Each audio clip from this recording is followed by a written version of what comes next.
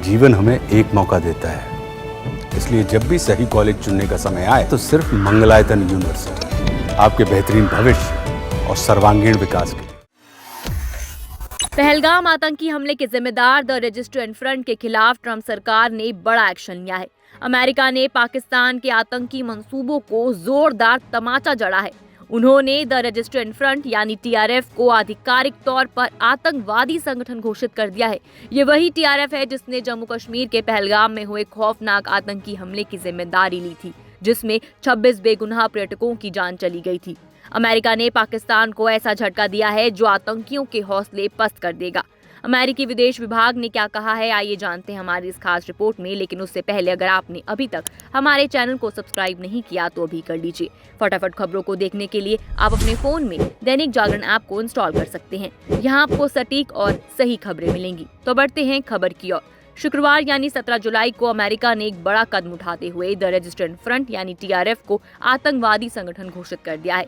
TRF कोई और नहीं बल्कि पाकिस्तान में बैठे कुख्यात आतंकी संगठन लश्कर-ए-तैयबा का ही एक हिस्सा है। जी हां, वही लश्कर जिसने 2008 में मुंबई पर हुए खौफनाक हमलों को अंजाम दिया था, जिसमें 150 से ज्यादा लोग मारे गए थे और आतंकी अजमल कसाब को पकड़ा गया था।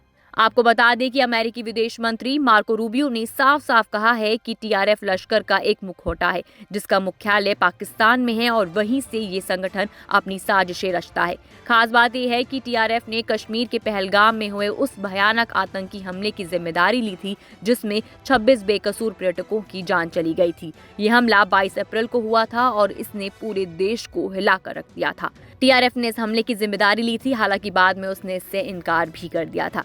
जानकारी के मुताबिक टीआरएफ का गठन 2019 में हुआ था, जब भारत ने जम्मू कश्मीर से धारा 370 हटाई थी। ये संगठन खुद को कश्मीर की आजादी के लिए लड़ने वाला बताता है, लेकिन असल में ये पाकिस्तान के इशारे पर भारत में आतंक फैलाता है। ये लोग ऑनलाइन युवाओं को भड़काते हैं, हथियारों की तस्करी करते हैं और सुरक्षा बलों पर हमले करवाते हैं। अमेरिका ने टीआरएफ को न केवल विदेशी आतंकवादी संगठन यानी एफटीओ बल्कि विशेष रूप से नामित वैश्विक आतंकवादी यानी एसडीजीटी भी घोषित किया है।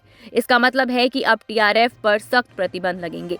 इसके सदस्यों की संपत्ति जब्त की जा सकती है और इसे कोई आर्थिक मदद नहीं मिल पाएगी। अमेरिकी विदेश मंत्री मार्को रूबियो ने कहा, टीआरएफ को आतंकी संगठन घोषित करना हमारी राष्ट्रीय सुरक्षा और पहलगाम हमले के पीड़ितों को न्याय दिलाने की हमारी प्रतिबद्धता को दिखाता है। रूबियो ने यह भी कहा कि ये कदम राष्ट्रपति डोनाल्ड ट्रंप की उस मांग को और मजबूत करता है जिसमें उन्होंने पहलगाम हमले के दोषियों को सजा देने की बात कही थी।